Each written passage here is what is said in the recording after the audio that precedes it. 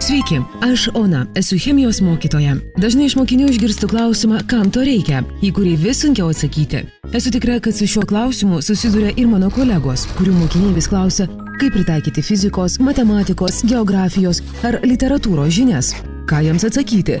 Kaip parodyti žinių naudą? Nutariau į pamoką pasikviesti darbuotoją iš chemijos pramonės įmonės, kuris paaiškintų, kam tos chemijos reikia.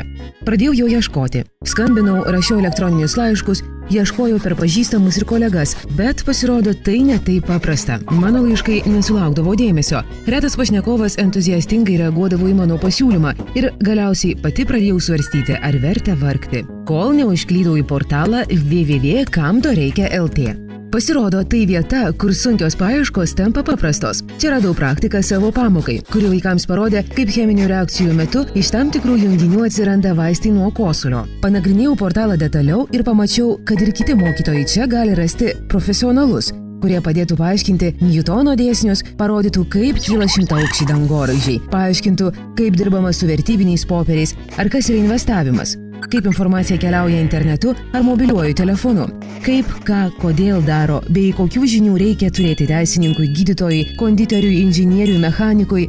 Čia bet kuris portale užsiregistravęs mokytojas gali pasirinkti praktiko siūlomą pamoką, susisiekti su juo ir kartu paruošti įdomias bei įtraukiančias pamokas, arba kartu su vaikais nuvykti į praktiko darbo vietą ir ne tik išgirsti, bet ir pamatyti, kaip gimsta vaistai, keliauja SMS žinutės arba iš kur atsiranda saulės energija. Idėjas pamokai gali siūlyti ir patys mokytojai, ką kelių mygtukų paspaudimu padariau ir aš. Man jau tapo įprasta kartą per savaitę atsidaryti www.kamtoreikia.lt ir pažiūrėti, ką naujo, įdomaus ir gal net neįprasto siūlo profesionalai ir ko ieško kolegos.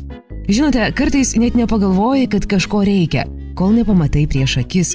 Taigi, jei jūs, kaip ir aš, turite noro įkvėpti mokinius mokytis, rekomenduoju, registruokitės ir pasidalinkit savo idėjomis. Užtikrinu, bus įdomu ir naudinga.